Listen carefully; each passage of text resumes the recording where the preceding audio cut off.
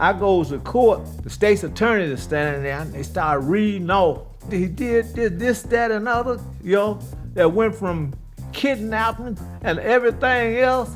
I touched the lawyer, I said, that guy's in trouble. And she touched me, she said, Jimmie Lee. I said, They talking about you. She said, that's you. So hear what I say, for it is the truth you see. There can only be one, the original. OG, 2 letters that define respect.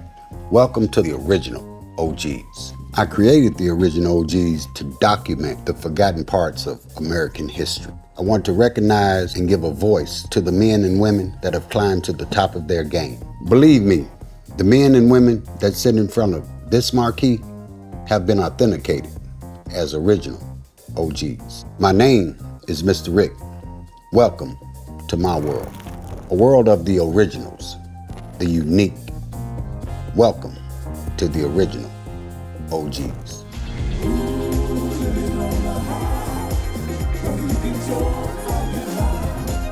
Welcome to the original OGs, and I'm your host, the OG, Mr. Rick. My guest today is a brother that I've admired and watched since I was 9, 10 years old. He's been a positive force, and these days, he's a very positive force. My life kind of intertwines with a lot of gentlemen like this. I'm just saying I have a connection with this brother because whether he knows it or not, he was like a hero to me. Without further ado, I'd like to introduce you to my guest, Mr. Jimmie Lee. Tell the audience a little bit about yourself just briefly before we get into this thing. My name is Jimmie Lee Oswald, and I'm from the west side of Chicago, and that's where I grew up at. I originally came from Jonestown, Mississippi.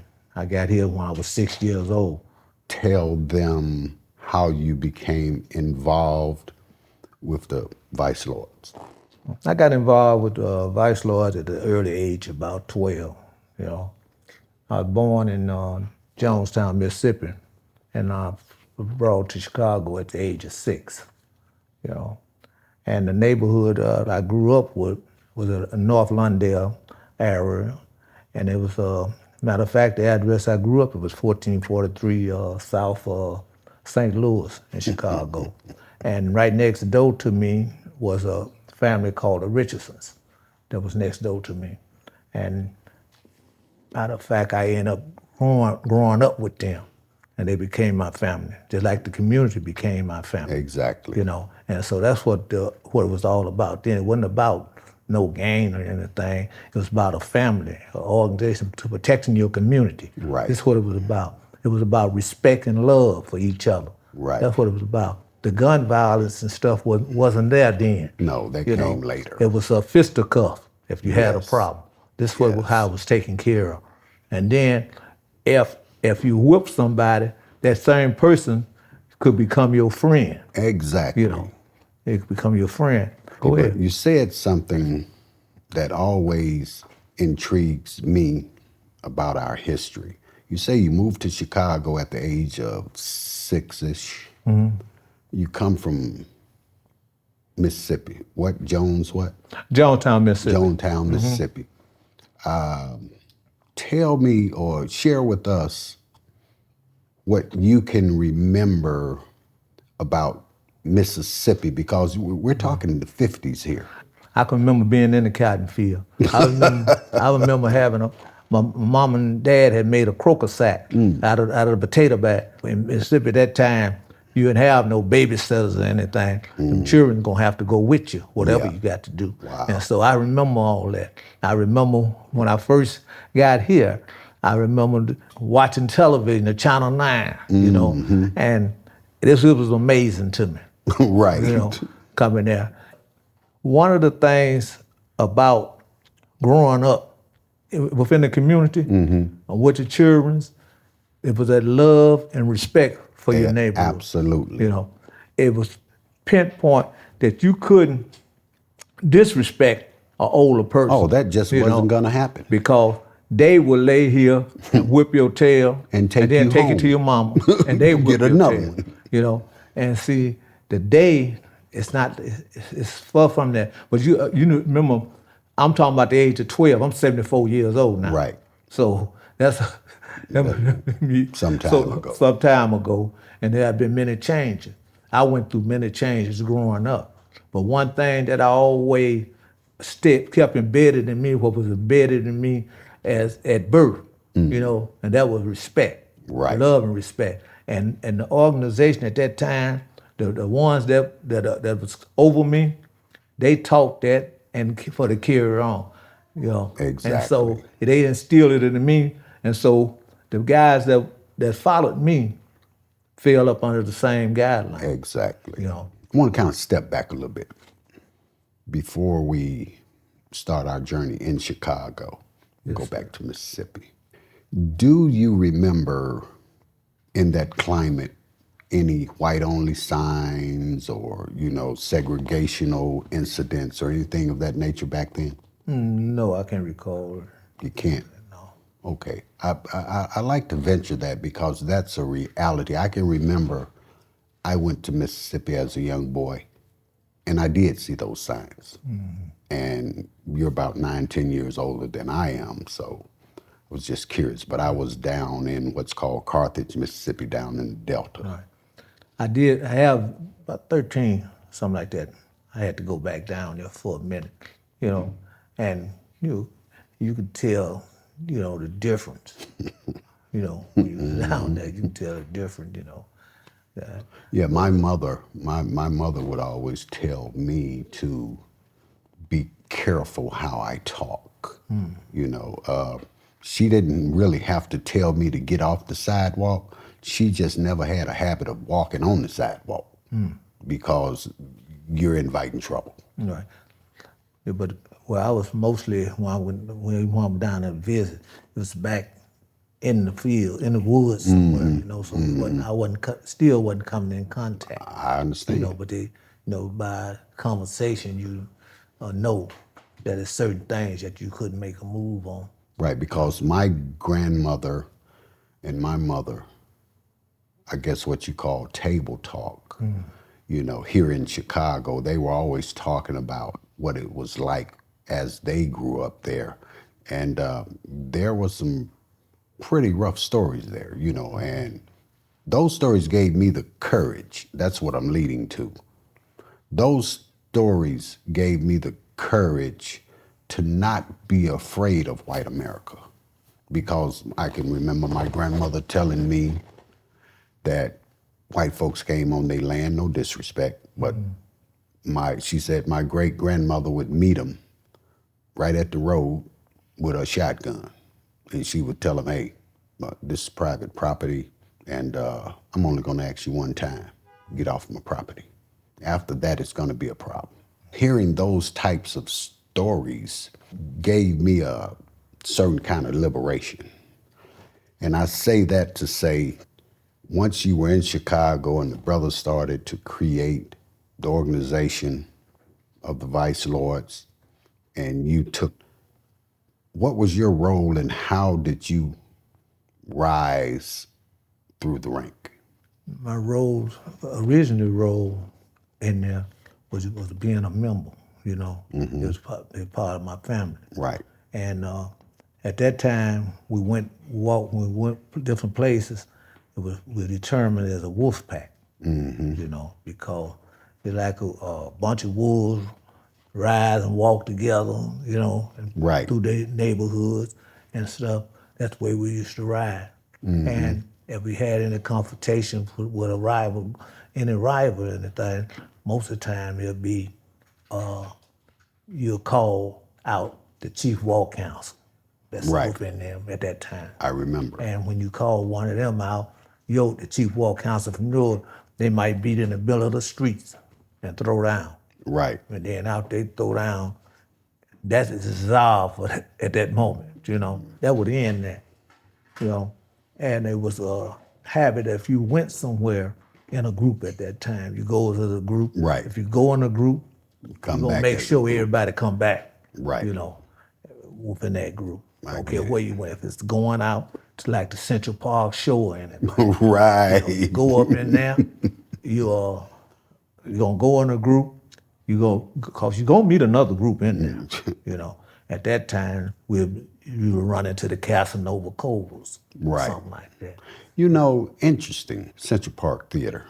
It's a church now. Yeah. Very, very interesting piece of landscape on the west side of Chicago. Now, I grew up watching you guys. I lived on 13th and Lawndale. See, this is how I know the story. This is how I know who I'm looking at. The Central Park Theater, that was most likely the main attraction at that time. Yeah, Central Park and then the Riga, Right. at that time, I can remember, and I'd like for you to expound on it, there was the War Wagon. Yeah, I'm going there. Give us some insight or some enlightenment about that particular vehicle. Well, I don't want to push too much about, the War Wagon. It was a transportation for a group to get from one spot to another, in order, to get into confrontation or whatever, That ain't gonna enlighten on that. Yeah, no, I'm not looking for anything negative. What I'm saying is that vehicle was used, like you said, to transport for whatever reason, Right. but it was a symbol. We're here to protect our neighborhood. Yeah. See, that's what I'm going with. I never saw the War Wagon do anything negative. I don't know if it did or not. I have no interest. The impact of it did more than it could ever do. So psychologically, for me, and I'm sure a lot of other people, when I saw that wagon come through the community, it translated to me a sense of safety, a sense of empowerment, and a sense of leadership. Because when I saw that wagon, I said, the brothers are really doing it. What I want to say is, or what I need to say is, at that time now, we got the Holy City on 16th Street with the businesses and everything. When I saw that, I understood the nature of what was being done. So when I saw the War Wagon backing that up, it all made sense to me in a sense of pride. Not only that, it was just like they had outcry for the safety of the community. Plus, it was somewhat of a shout out, like although we know that we wasn't 62 across the chest, Right. All us strive and said that Right. because, most of us at that time, and even now, we still love Pepperlo. Right. Without a And- doubt. Right, without a shadow of a doubt. And he was a big stature to a little young boy. He was a stature and he was moving positive. Right. And so one of the things we used to cry was 62 across the chest, fear nobody but Right. God, not death. God. So with it, that instilled in me, it was instilled in me and instilled in many more. And right now, that's the only thing I fear. Right. Is God. But see- I fear doing wrong. That was the thing that was going through the community that was making young brothers like myself admire the situation, because we're seeing one thing on television. But now when I come out my door, I'm seeing something totally different. And I'm seeing some people that I know are necessary in the community, but I don't see them on television. So my reality, when I saw you all, I was like, I could see myself doing that. And I did for a short period of time, and then my life moved on to something else.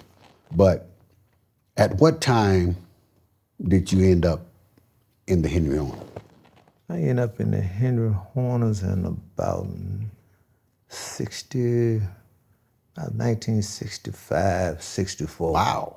I was going over to the Henry Horner, but I was still over on 16th Street Okay. and on 15th Street. I was hanging mostly. I venture over to at the Henry Horner, but my deal is everything will be right there on 15th and 16th Street. Right. And I started more and more hanging within the Henry Horner.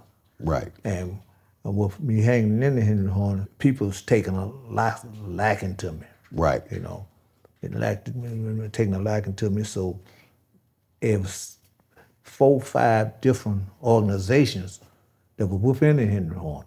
Exactly. You know, with all them different organizations that was within the Henry Horner, you know, I was able to relate to them, you know, and they carried me in a respectful way, and I carried them in a respectful way.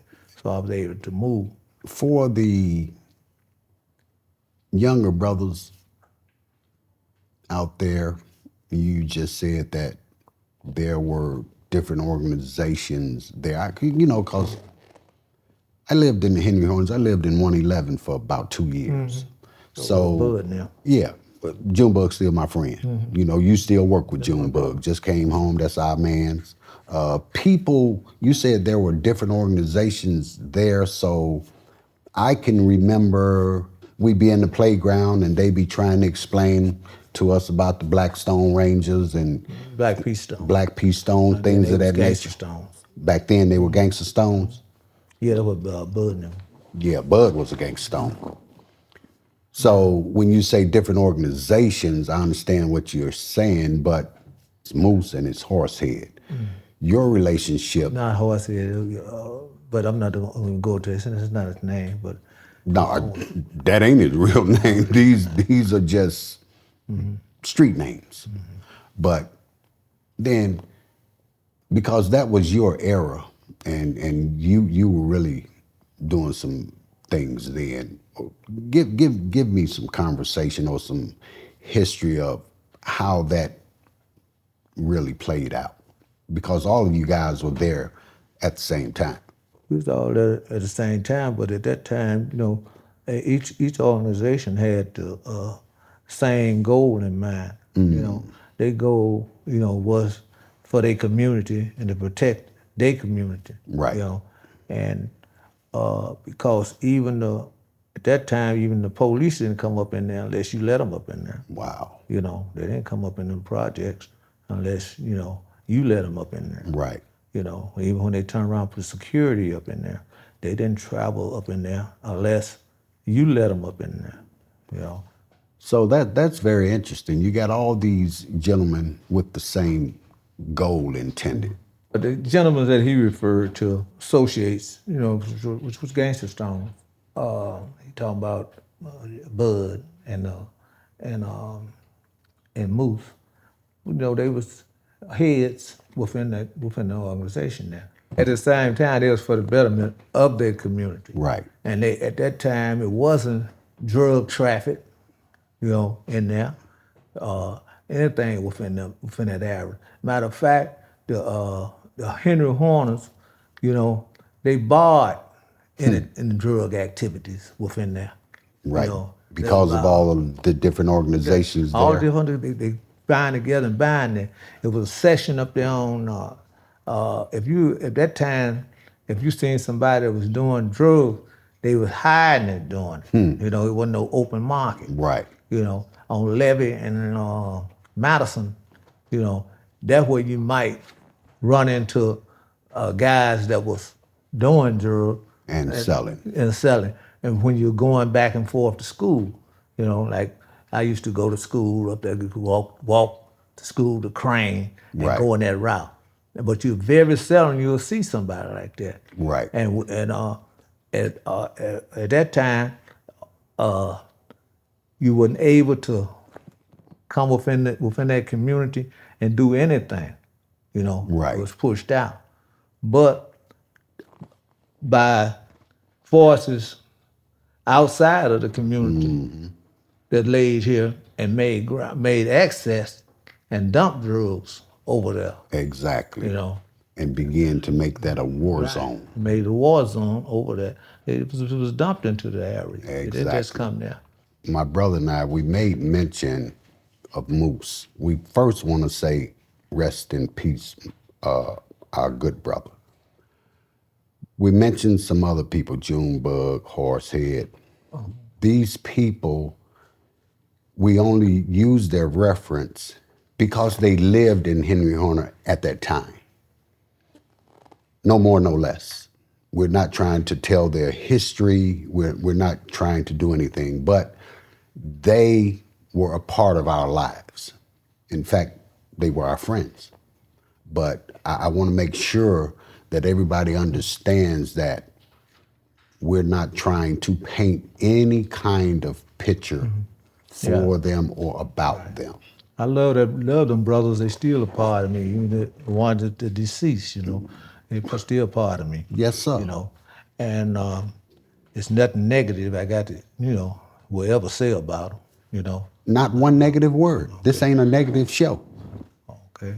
So, this is a show where we speak for the voiceless and we speak American Black history, but we speak it in its purest sense. And we don't do the negative thing because we have too much positive to focus on. I'm trying to think of that guy's name. I really, really like him. He's a country singer. But anyway, he said, he made a song, I heard it in Mexico, it blew my mind. And the name of the song was, if you was minding your own business, you wouldn't have time to mind mine. You know what I'm saying? So I say that to say that we have enough positive to focus on. You said it has lots of positive. It's some positive issues that happened back then in what? It was 1969. Share them. 1969. The Soto brothers. Yes, sir. Johnny Soto and Michael Soto. I'm still traumatized at this late age. I'm still traumatized.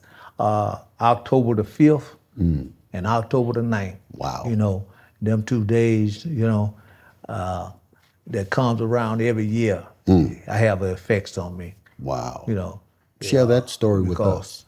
On October the 5th, 1969, that's when Johnny Soto was killed. Oh, wow. He was on Maypole and Western. And police pulled up on him, put his hands on the wall, and they said the gun accidentally went off the back of his head, killed him. I kind of remember that. That was October the 5th. October the 9th, 1969, his brother, Michael Soto, had came home from the Army. He was a sergeant in the Army. Came home for his brother's funeral. He came from the funeral, and while he was going into the building, the police gunned him down. Chased him into the hallway. Wow. And they gunned him down, And so those days, even at this late age, still affects me. Because they're still doing the same thing. Right. And see, not only that, with that there, I can see the need for these children, to have some type of services. Exactly. Because they got to be traumatized with all this mess that's going on now. They're seeing it all every this killing, day. this senseless killing and stuff. Right. That's going on now. They got to be traumatized. Without a doubt. You made mention of that situation. Had you moved in the Lawndale, Chicago Avenue community about 1970 and they shot Lewis down on Chicago Avenue, were you over there then? On 1970? Yeah. I can't recall. Okay. Well, same situation. What I'm showing the audience is a pattern. How these police were just outright killing our people. Yeah, but at that time they was doing it, and it was a thing where people couldn't believe that the police actually was doing something like this here. Only in these later years, that when it started happening, and they was able to get it on tape, Right. They could do it. But they had been doing this here all the time. They had been coming into our communities in the projects where they would lay here and kidnap you and take you over into another section and let you out there. Exactly. And call out a name. and leave you there. Exactly. And You know, watch you just get right. beat And so down. that led a retaliation. You used to start like that. Right. You know, there was a whole lots of stuff like that. Another thing I know they were doing for sure, they were doing hits on certain brothers. Because the brother that I'm telling you about, the police officers, I won't mention their name, and I do know their names, but that was a hit on Lewis because the incident happened and they took the contract and just outright shot the brother down in the middle of the street. Well, I don't know nothing about no contracts, but I know one thing. I know that it have been lots of incidents, you know, with the police, Right. you know, during that time, you know. And Well, it was if you had to always be aware to protect yourself by having other people around, exactly. you know. Right. And then if there been times when guys had to call the police on the police, Right. you know, in order, you know, to put a protection on themselves. Right. So during all of this time, again, you're on 15th, 16th Street. When, where thereabout, did your relationship begin to build with Minister Rico and Ben Lee? Minister Rico is my brother. Without a doubt. Okay. Ben Lee, my brother. Without a doubt. With the Lord, my brother. Without a King doubt. Neil, my brother. Without a You know? doubt, brother. You know, that's every other one that fell up under that umbrella, you know, was my brothers, you know. And they know one thing, each one of them know one thing, you know, that I was for my people and for the community, Exactly. you know. And they pushed that. They pushed me to go in that direction. Yes, you know? sir. They pushed me in a situation where I was able to intervene with any organization that you name almost in Exactly. Chicago. And You that know, and they was a I was rarity. able to go places that others couldn't go. You know, I get it. and I set a table with what others couldn't set. Exactly. You know, and I was able to do this here. You know, I'm not trying to glorify myself. No, not no. at all. It you know. is what it is, You know, brother. I'm not trying to glorify Right. myself. I get it. And the thing that they allowed me to be in a position to do, you know, I thank them from the bottom of my heart because I've been able to help a lot of people. you know. Exactly. I've been able to help a lot of people. So you were in prison when they were writing this book? Yeah, but I had got a letter, you know, from the author. You know, Okay. Wanted to know could he come down and interview me, you know, concerning the book. So I contacted my lawyer, which then was Anita Corredes. Oh, you okay. know. And I contacted her, and she told me asked me one thing. Said, "Do you want royalties or do you want your freedom?" You know. So it wasn't a hard question to answer. You know. For real? Right. So she told, I told my freedom, she said, "Well, leave that alone." You know. So I declined, but they still end up writing the book. You know, on the strength that a lot of stuff that was public knowledge.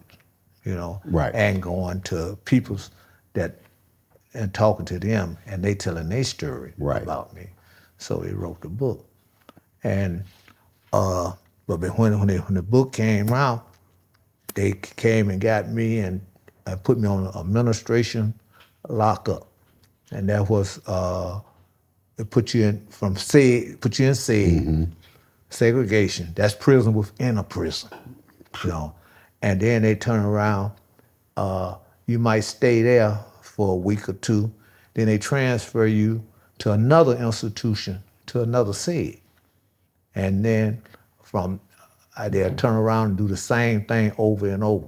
I did that for me for 3 years. They call that a round robin. Yeah, it was 3 years. See, it was administration lockup like that.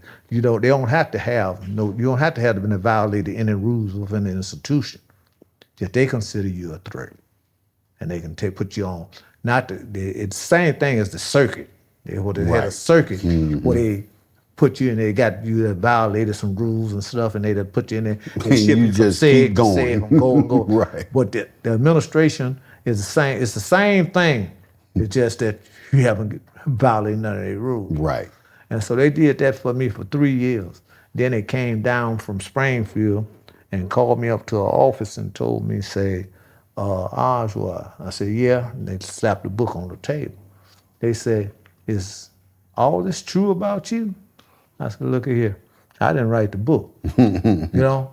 Right. So they told me then, and said, well, we're going to send you to Logan, you know?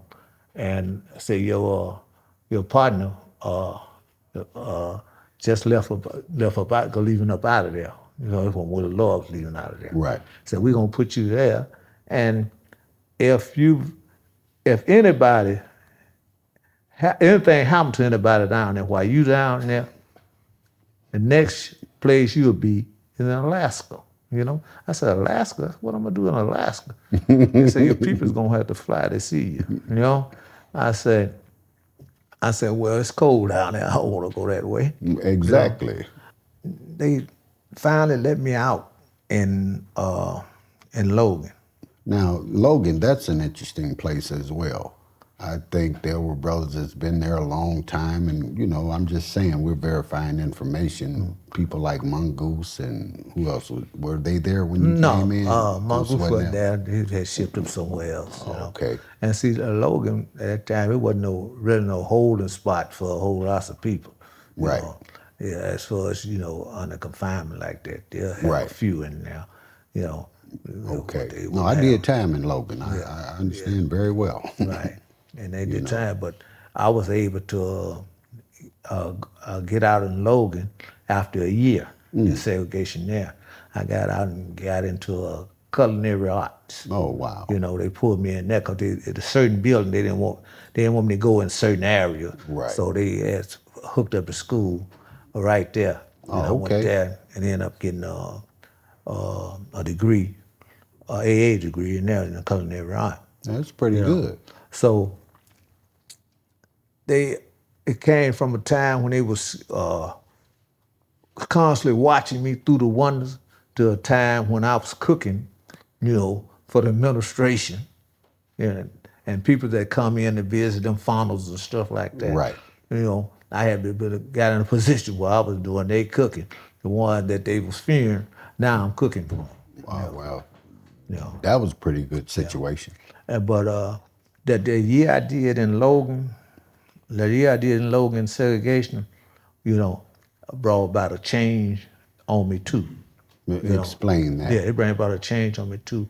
I was in a cell where I had to hook up a routine to keep myself together every day. And that routine was I get up a certain time in the morning after the 8 breakfast, I'd exercise. Then I had a certain time that I read, you know. Then I had a certain time I write letters to my family. Right. You know.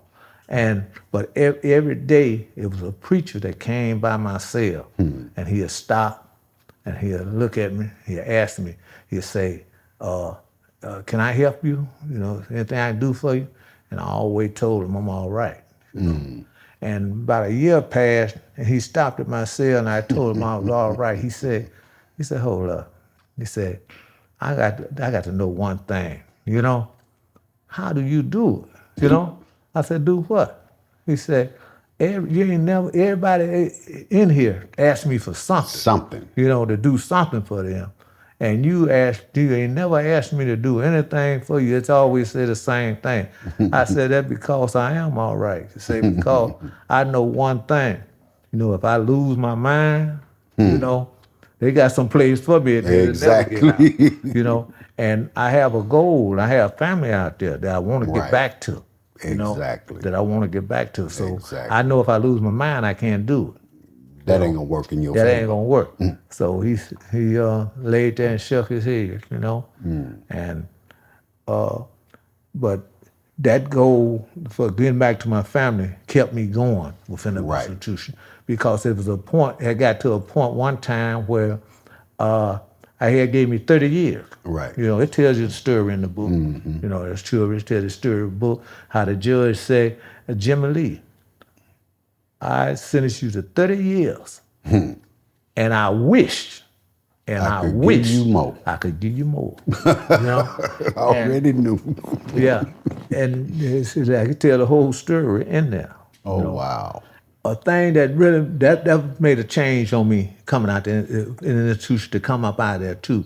And then when I finally got a lawyer to fight that case, because I had a lawyer that had my appeal, and they laid here and shot me under the gun, taking my money and shot me under the gun with a one issue. Shot one issue to the courts and for them to turn it down. So now I'm trapped with the 30 years. Right. And a couple of years passed by, and one of my cousins wrote me, and she said, cuz, I got somebody that can help you, you know? Wow. But I cast it to the side because, you know, I'm stuck. Right. She wrote me again, you know, and told me the same thing. And then she turned around, she had the lawyer to write me. Wow. To get a chance to come down to see me. Right. That was Anita Correttis. Oh, wow. Yeah, she came down and she talked to me, and I told her my case and everything. And what had happened, you know, with the thing, she said, no, she looked at the thing and said, no, you know, way they supposed to have been did this here. Oh, wow. You know, she said, in 2 years, I'm gonna have you back. And so I said, well, I ain't got no money, you know. And I said, they took all the money, I don't have no money. She said, you got friends, you know. So you gonna get the money. You know, and so I turned around and wrote a couple of my friends and told them my situation, you know. What year was that? That was in 1990, I got 1991 to 91 and 92. So Plenty of money in the streets of Chicago. Plenty of money in the streets of Chicago at that time. It was plenty because I wasn't too much worried about in the situation because I had lived a life and treated people well, and it took care of so many families until my family was taken care of. Right. You know, while I was incarcerated. My little girls, you know, they didn't miss a Christmas, birthday, or anything without somebody, you know, reaching Coming out by, to take them or care of going by the house, taking care of them and stuff like that. That's and this has happened for all that time until I've just had thought about it many times. What if this had happened at a time like this here, with all this confusion? Now. Yeah, like this here, where everybody is a doggy. You've been in trouble. You know, you've been in trouble. Wasn't nobody trying to help. We ain't think about helping nobody now. They're trying to down them for. You be in trouble. You know, so let me ask you. We'll fast forward a little bit. Mm-hmm. She does her job. She gets you home. Mm-hmm. At that time. Now you had an incident where you made a speech in front of a church on violence. Oh, that that after or before? No, that had after, but that didn't have no effect on the speech that I made then. Didn't have no effect on the change in my life. My life had already changed. Well, that's where I'm going. My life had already changed. My thought was how I looked around, and everywhere I go, it's kids are hollering, granddad, dad, you know, uncle. Cause kids that I didn't know. Right. I'm talking about literally didn't know, but they know my kids and grew up with my kids or my grandkids, and they adopted me. Right. You know, and I have that to the day. You know, if I leave here and hit them streets, you know, right. and go on one corner or on this corner, it's gonna be somebody gonna holler granddad, a dad, a uncle, a cousin, you know. Well, we intend for them to start saying OG? Well, hey, that as far as that is concerned, I've been that since I was 30 years old. You see what I'm You know, saying? when I reached 30 years old, I became an old man. To them. Yeah. Yeah. You know, at 30, I became that. You know, and it was the title old man. It wasn't no downgrade. No, that was Yeah, honorary. that was honor. You know. Right. And the same today. You know, although I am officially an old man now. But it's You know, still a title of honor. Yeah, it's a title of honor the way they care. And it's something else in this day and age when you can walk into a crowd, you know, you can walk into a crowd and if somebody is out of order within that crowd, you can hear somebody else correct them.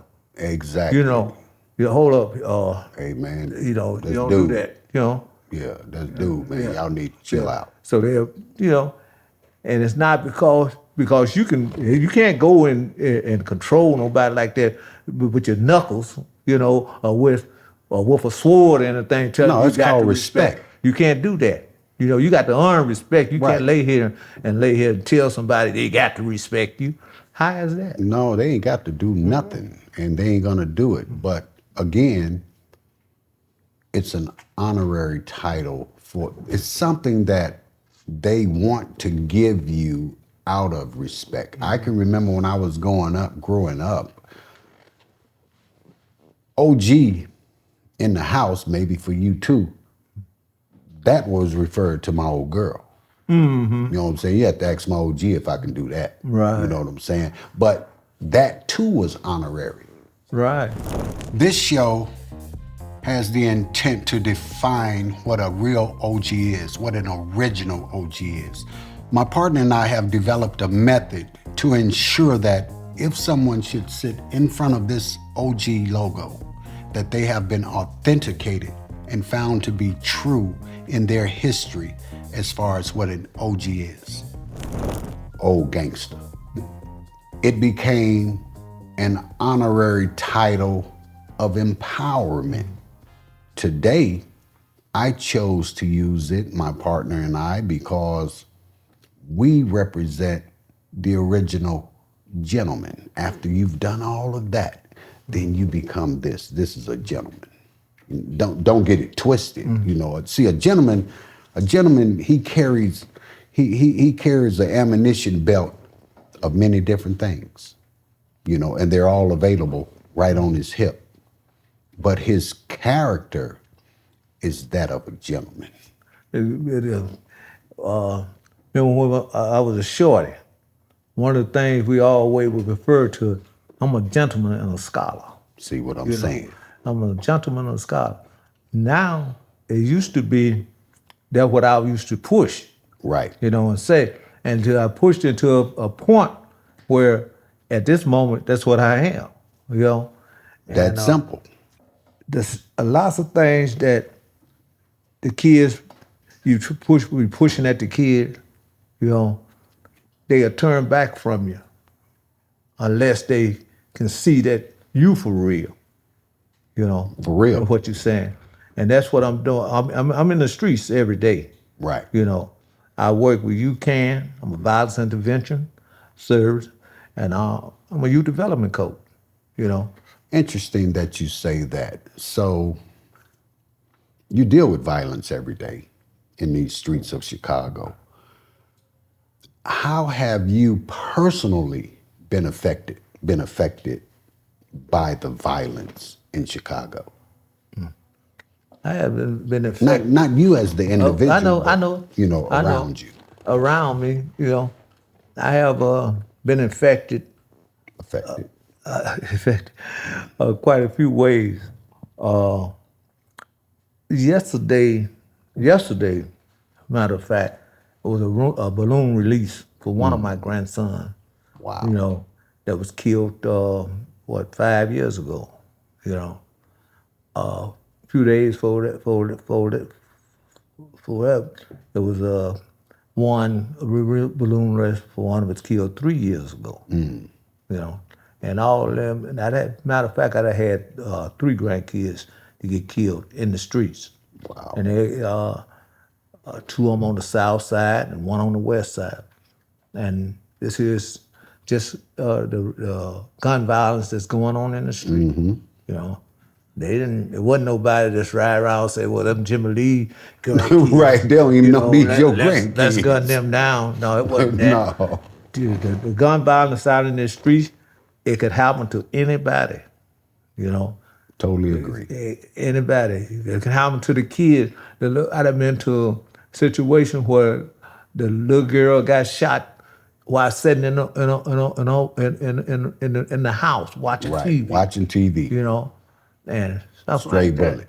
You know, it's you could be sitting in your car, somebody come by and gun you down. You know, I'd have been in situations where I'd have been caught in a situation 3 or 4 times that I was bypassed because of who I am. You know, Well understood. I was guys came out of an alley. I had pulled with the, you know, I'm gonna make a shortcut Right. to go. I'm gonna go through an alley and make a shortcut to go to the next street. Right. And I get halfway down the alley, I'm boxed off. And the guys come from both sides with them things in their hand, in their hand. And they happened by one that wasn't tinted, Right. you know? And they looked before they decided to shoot. And when they looked, one of them hollered. You Hey, know, man. That's the old man. You know? You better get on, wake me You up. know?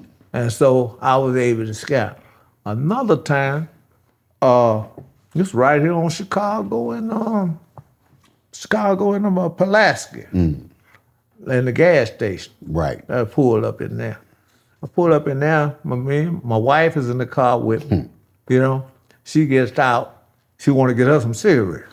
I just stopped there to let her out. She goes in to get her some cigarettes. When she in there getting her a cigarette, look like heck, everything broke loose. You know, hear gunfire coming everywhere. Oh. You know, and the guys ran up to my car. You know, and when he looked in there, you know, he said, I could hear him. He tell the other guy, I said, no, that's not him. You know, and they see, I started then getting more and more involved in the Right. streets, you know, In order to make a change. in order to make a change. And then one of the things that brought me back really to trying to work more with the youth in there. I was working with them already in Right. the street. But what brought me to UCAN was the fact of Napoleon English. You know? Napoleon English. Yeah, Napoleon English. He had called me up and told me that, you know, say, oh man. I said, yeah. He said, why don't you get involved with us? Yeah. You know, at the time he was working with UCAN. I said, no. I said, I'm all right, you know. Wow. He said, no. He said, they need your help, you know. Big time. Yeah. So I said, okay. I said, I'll check it out. So he made arrangements for me to come in for an interview. And I goes in for the interview, and they tell me, you know, we'll get back in contact with you. Really? Yeah. So in the process of them saying they'll get back in contact with me, they done had a little meeting, you know, and they just seen in eyesight, you know, I'm an old character, you know. I don't know nothing about these here youths in the streets and certain places, you know, that I can't be no help. But the streets You know about you. They said I could be no help. So they had, you know, put me down.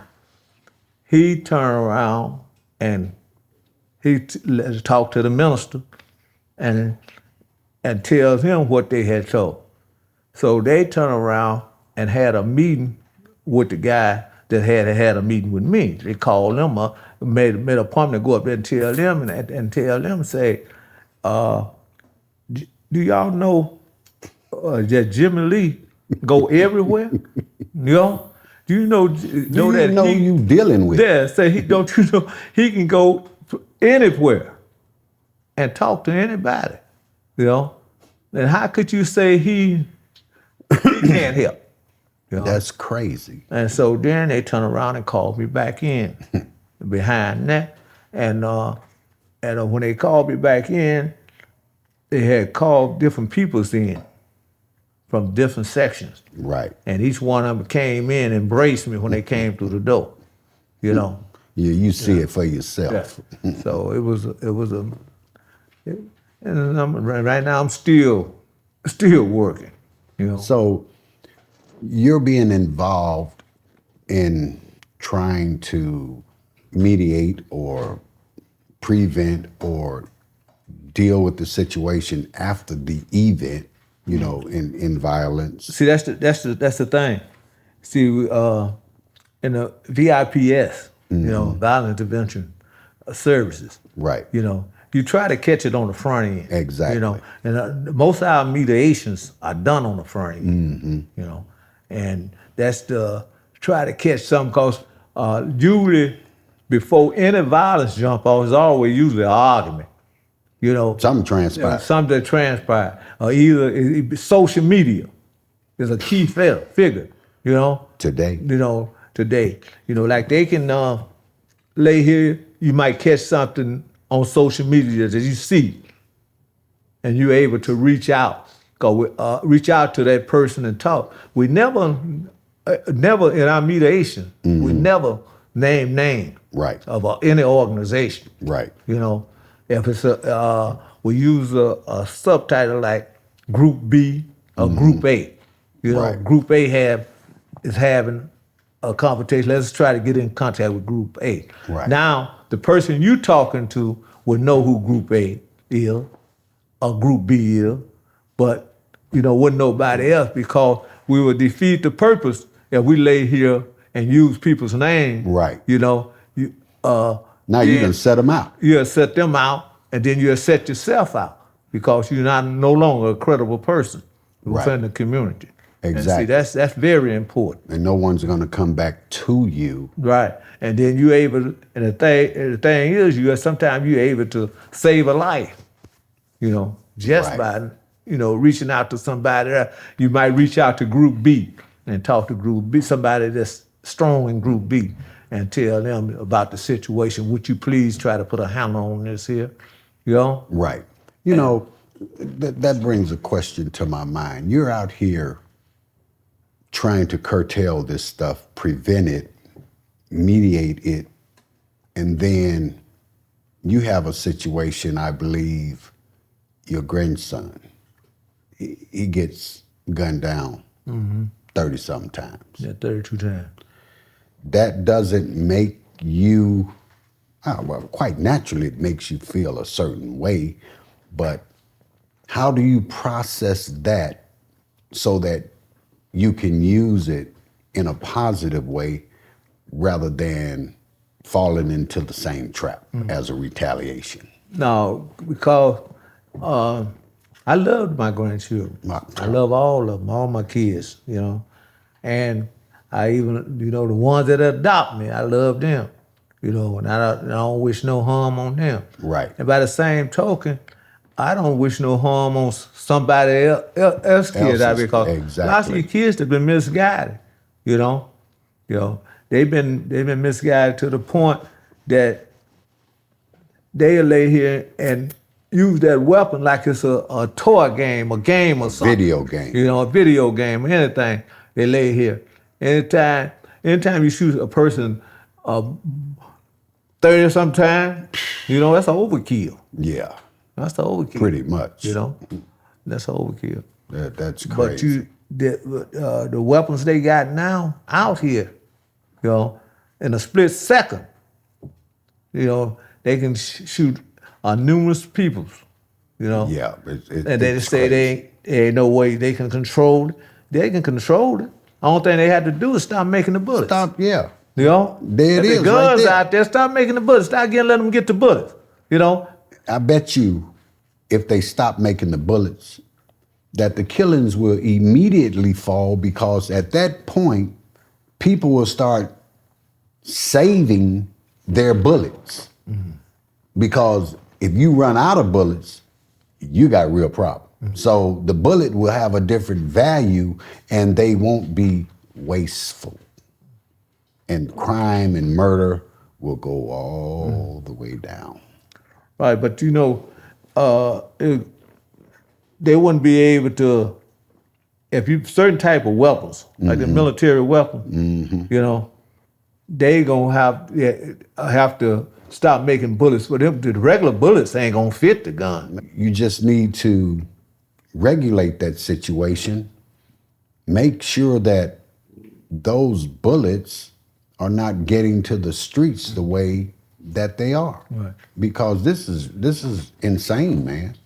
This is totally insane. We can specifically speak about Chicago. I can't speak about other places in detail because that's not my history, nor is that my life. But here in this town, this is insane, man. This is totally insane.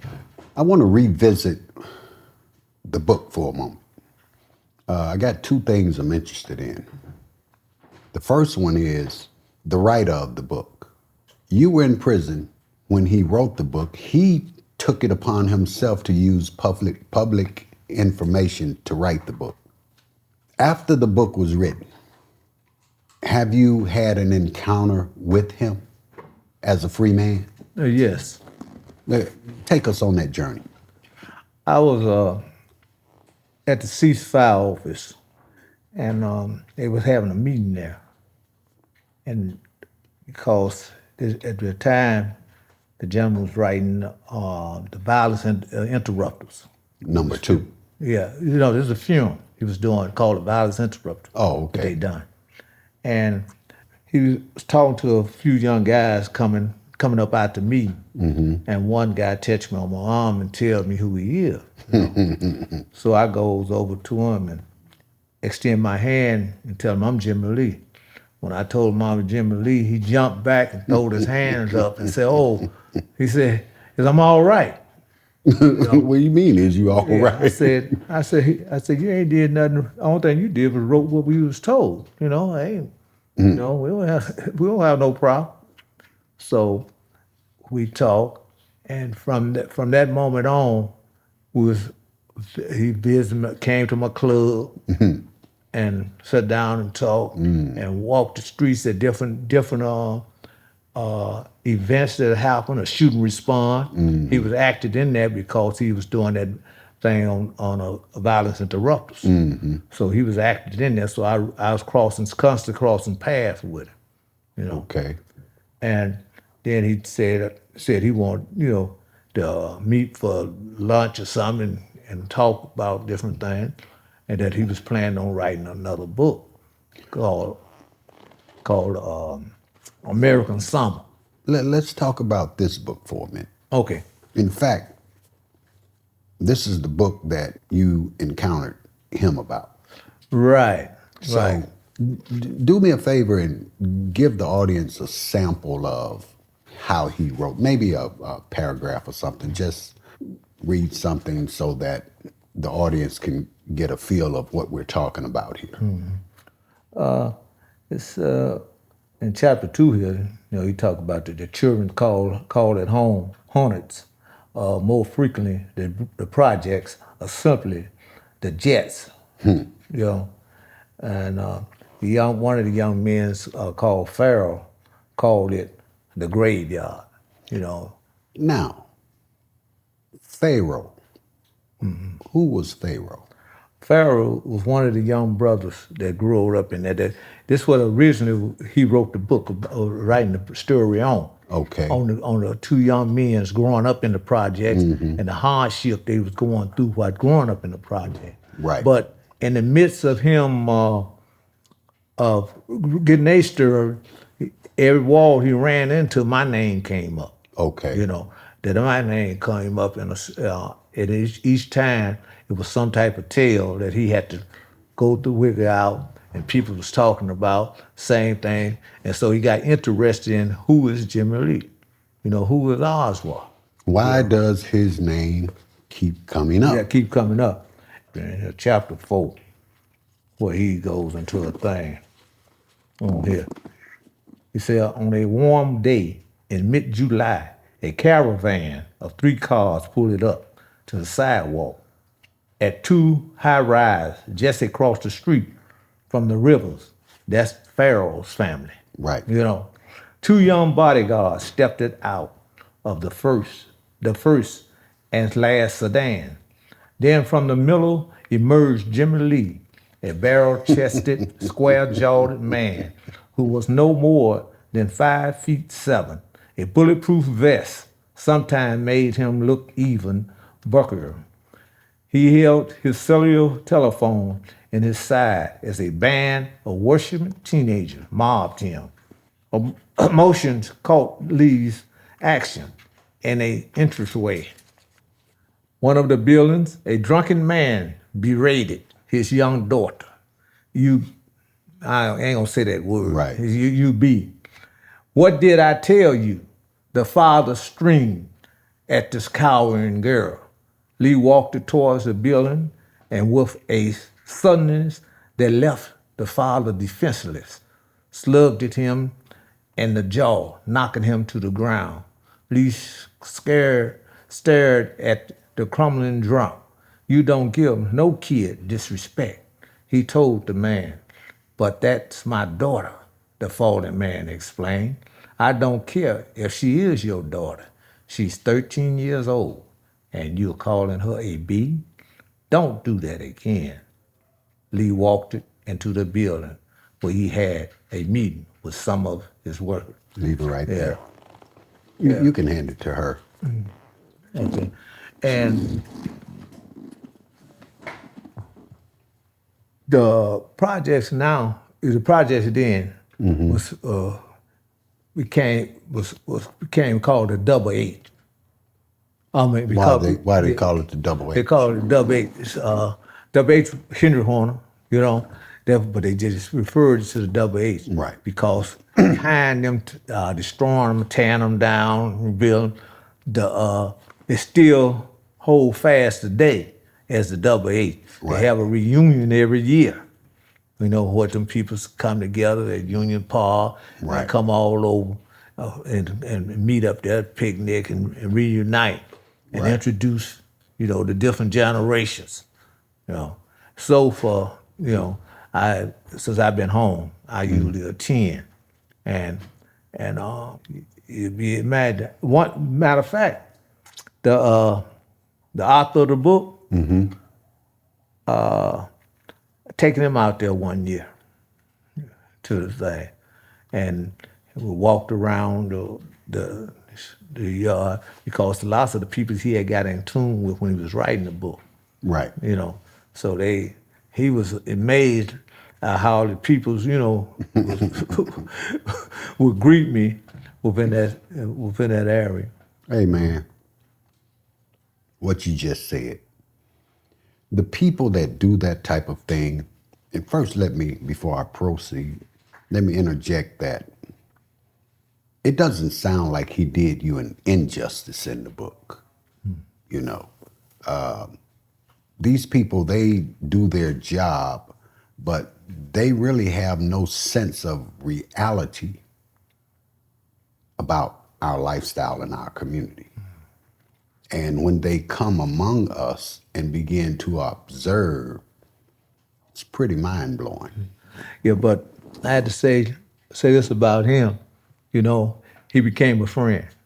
He's a friend of mine now. Very good. And when he wrote the second book he wrote, I ended up going to the book opening for it. And he used to come to my place all the time to settle down and talk to the different peoples in there. And he was active also. He is active, still active. Good. In the street, going to different events and stuff and trying to help. Good. And So again, one more thing. I was telling you earlier about I was trying to get my stuff expunged in the course and stuff. And he wrote a letter for me. Wow. That it's touching. Wow. He goes into the detail of telling how he met me and how the books and everything and how the change came over that I made in my life for a positive change. And it helped the people. And he addressed the court telling them if it's anybody that could fit this here, it's a perfect fit for Jimmie Lee. But I'm just saying it in short, but he went in detail. Beautiful.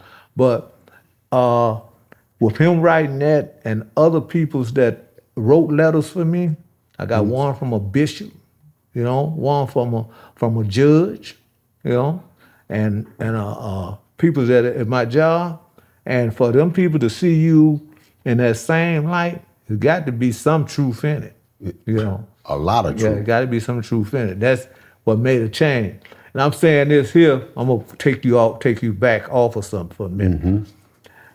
I say this here that made a change because like lots of these kids that's out here in these streets, they got caught up in these streets so much until they done forgot who they are. They don't know where they at.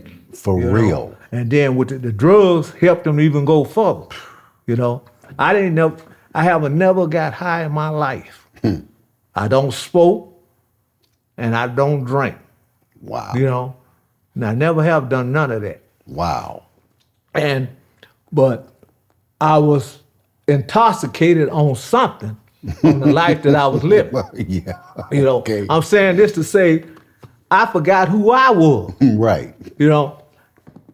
My lawyer pulled me back to court for a reversal, a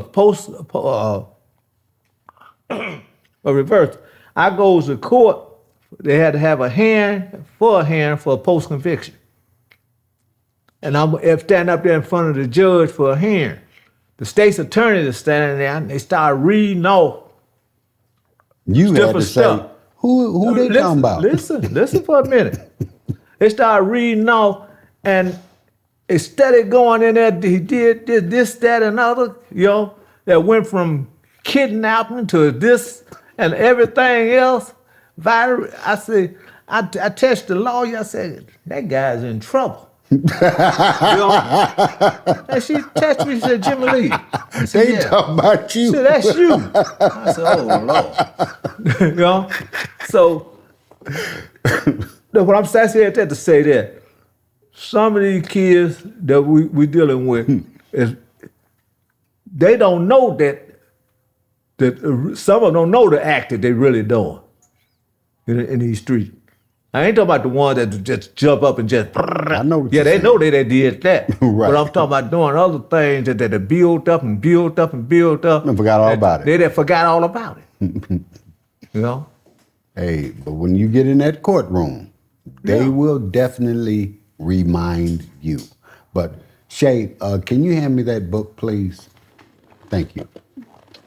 I want to, before we proceed, allow you to tell the audience the name of the book, who wrote it, and where they can find it. There are no children here. Name of the books is Alex Kolowich. Google it. Okay. There's no more children here, and you can Google it on Jimmie Lee, and the story gonna jump up there, and they're gonna highlight, some of the things that was concerned about Jimmie Lee in the book. How many books have they written with part of your life in it? 2. What's the other one? Americans Hot Summer. American Hot Summer by the same gentleman? Yeah. So you can find that on Google, Amazon as well. Yeah, you can find that on there also. And Very they good. also did a movie. There's no more children here. Oh, okay. And which they don't use Jimmie Lee. I'm in there, but they don't pronounce Jimmie Lee in the movie. They use the Stones. I forgot the name they use. They use a different name in there, but it's still referred. Tell them the same story. Same story. Okay. Now I want to get to some interesting things here. All of it's interesting, but you had a nightclub, the Night Proud, is that correct?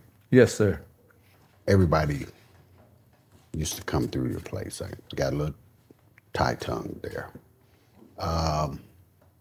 Want to kind of talk about some of the people that would come through there, maybe a couple of funny stories or something.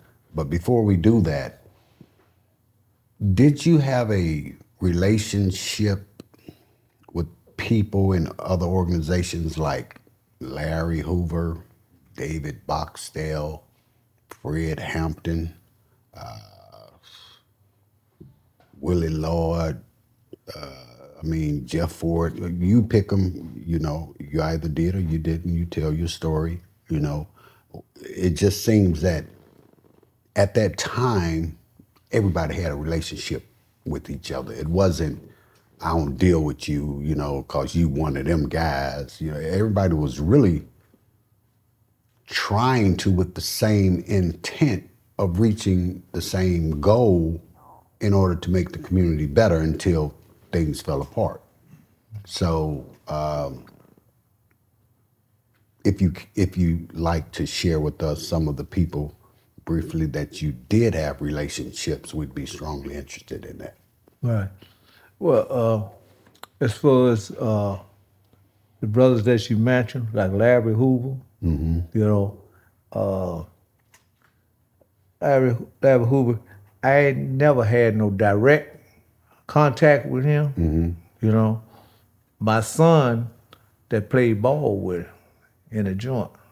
Your son played ball with Larry? Played ball with Larry, and I was able, and we communicated on that, That way. on that fact, family, and for Jeff, me and Jeff was on the same deck in 1967 Wow. in the county jail, Right. and I always have high honors and respect for for him, and also for Larry. Well, especially then, even though the brothers would have disagreements or whatever, but they always seemed to have respected each other. And when everybody went to prison, or when those that were in prison at the same time, they most definitely learned to respect each other. Yeah. But back in them days, though, any chief, had that respect. Right. There wasn't no foot soldier gonna lay here and disrespect. Exactly. Not even another chief in another organization. Not gonna do that. That was dead. So you did have an indirect relationship with Larry. Yeah. You were in the same cell house with Jeff. Yeah. Now, Not the same cell house. It was at that time. It was only the county jail. oh, okay, only okay. one- County jail with, Right. with Jeff. Okay, that's fine. For the audience, I apologize. You knew Willie. Yeah. For the audience, we're talking about Willie Lord. Okay. As far as Jeff was concerned, I was in the county jail with him twice. Okay. Once when he was in the '67, then later on in the '80s. And when? In the '80s. Wow. Yeah, we was in there together, and I had, because at the time when he had the restoration for him, only one could come out there for recreation was somebody that he wanted out there. Wow. And he had sent word that he needed to talk to me. Wow. And so I was able to go out there and lift weights with him while we talked. Wow. You was talking about Fred Hampton. Yes. Big Fred Hampton, Mark Clark. When they got killed not too far from where we was at. You know, it was just right there on right there on Adams, you know, Monroe, right up in that area, you know, where they was at. But Fred Hampton and Mark Clark, them, they was like routine within the community. Right. You know, they wasn't because the Panthers Party, you had some brothers from all different organizations that was in the wing, intertwined in that organization. You know.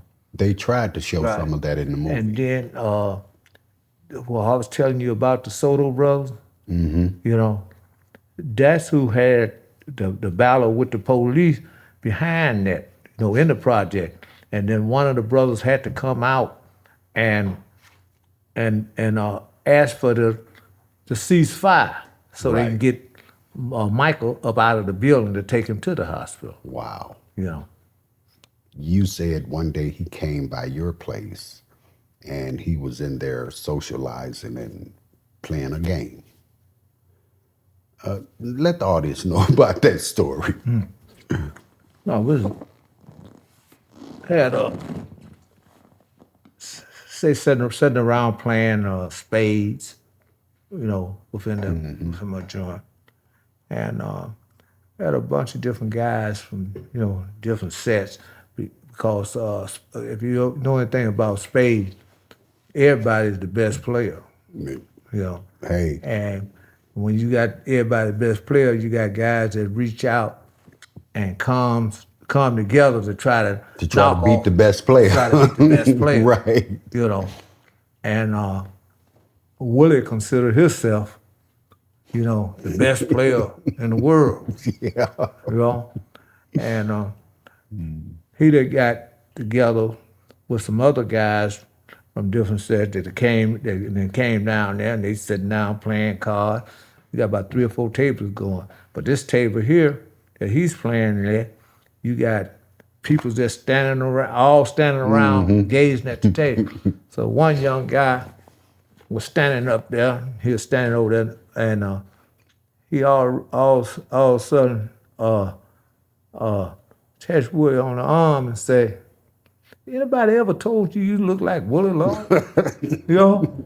And when he touched him, the guy grabbed him another guy grabbed him on the arm and said, "Man, that is Willie Law."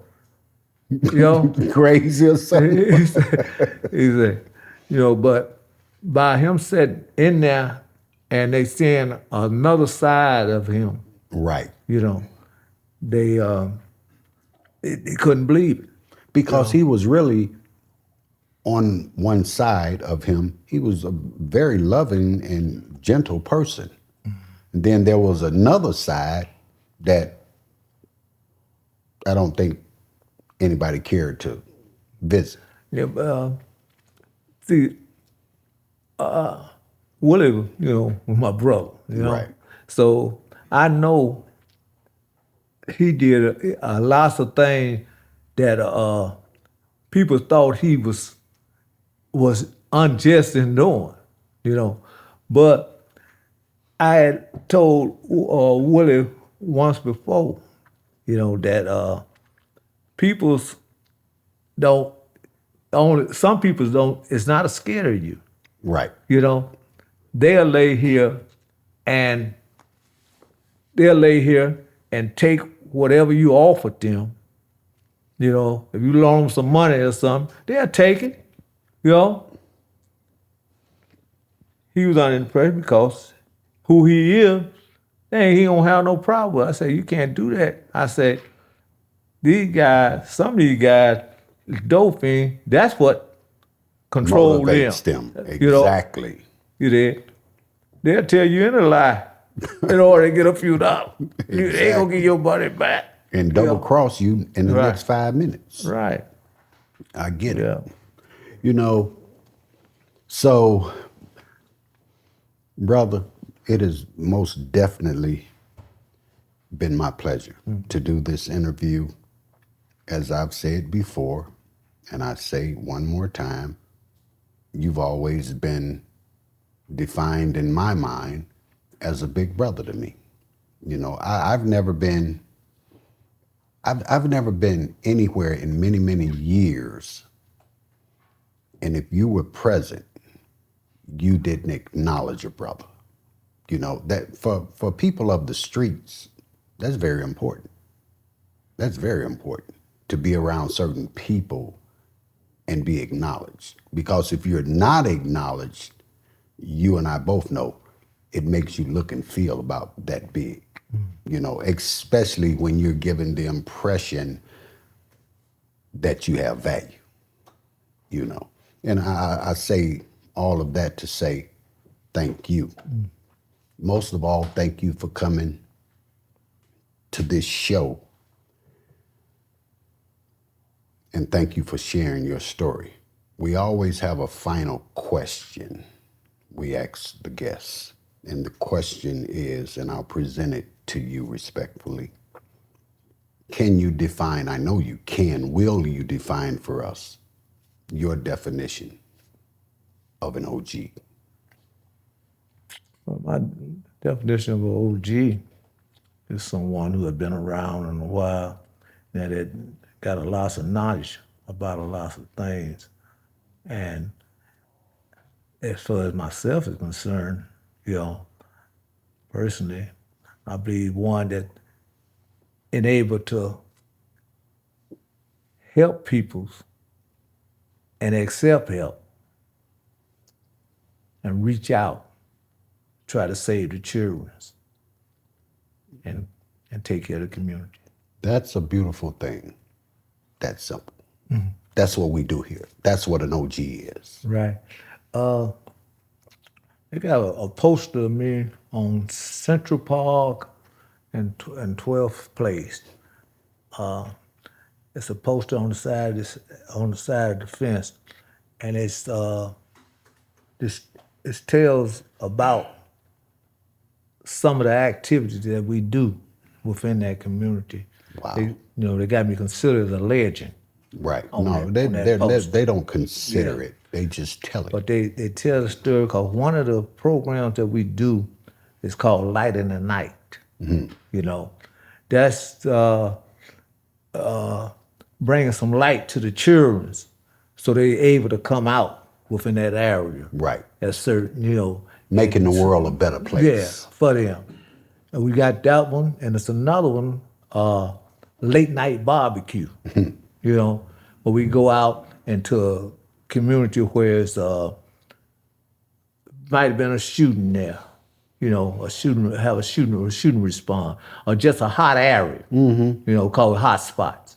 Right. And certain days we go there and pull up, barbecue pits pop up, and then you have the people out there engaging with the community. And when I say engage, they ain't they got resources that they presenting to them. Right. That they can go and check out. Right. Okay, what kind of problem they got? It's somebody that may be able to help. Exactly. And then especially for the children, for the children, the whole thing. My idea is for them children, because them children is your leaders tomorrow. Oh, without a doubt, they're your parents of tomorrow. And the thing is, if they traumatize, then you gonna have a traumatized leader. You gonna have a problem. Yeah. And that's we're running into that. Let me ask you this before we close: who or what can the people contact if they need your services? Well, if I need my service, I work for UCAN. Okay. And that's a violence intervention service. I'm not no shot caller there. I'm a servant. Right. I serve the people. Right. I ain't. So that's why I'm a violence intervention prevention service. Right. We try to catch things before they happen. Right. And if they do happen, we got to have some type of resource we can refer them to so they can try to get some help. Right. You know, because a lot of times these kids get gunned down in the street or something like that. You know, their parents don't have no resources or Right. anything to try to help them. So we're able to refer them to somebody that can help them. That's what we do. Right. You know? And that's you can. Right, that's you can. I can't speak for them, but I'm a part of them, so that's, Right. you know, I'm related that, you know, I know what they do. Exactly. You know. And people should, if they're having that type of issue, reach out to Right. you can. Right. And not only, see, I push you can, but I'm for all violence intervention service. Exactly. You know, don't care where they at, because if I'm in an area and there's somebody else services is there, You if I got to can call intervene and help them, you know, that's what I'm gonna do. Exactly. Because as far as the most of them services, I know somebody in each one of them. Right. You know, because lots of us broke up from ceasefire and went different directions Right. into different organizations, you know. Right. But that bottom line, we still there. Beautiful You thing. know, they're like it was a shooting, a mass shooting. It ain't been 2 weeks ago Wow. on Cicero and Iowa, where a young lady had a event for her boyfriend who had got killed in an accident 3 years. Wow. You know, and she had that. Gun violence broke out. You know, she get killed. Wow. You know, on that anniversary, she get gunned down. Wow. You know, so if this here is on the back end. Right. You know, it's hard to do something on the back end because the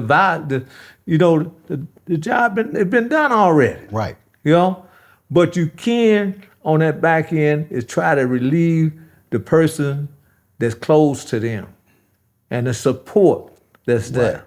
You know, so community partners for peace. You know, that's all different organizations collaborated together. Right. And that's what they did. They came over there, they marched, you know, and showed support for the community. You know, that brought the politicians to come out too, you know. Right. And so it put more light on that community, although it ain't gonna help bring the young lady back, No. but it might curtail somebody else have to go to the funeral. It ain't gonna hurt. Right. We appreciate that. If you're having an issue like that, or if you need help in a situation like that, you can look up You Can, and you can look under Jimmie Lee, and you can reach out to them and explain what your situation is, and perhaps they can help you. You know, that's why we're here. We're here not just to tell stories, but like you said, to point people to the resources. Right. So I really enjoyed this. I hope you have. So with that, I'd like to thank you very much. All right, this. Thank you, brother. Yes, sir. We have created this show so that men and women alike can come forward and tell their truth. If you have people that you believe to be an OG, go into the comment section, write us, let us know where to find the history so that we can authenticate it, bring them on the show, tell their story so that we can add to the American history. That's it. That's all. The original OG.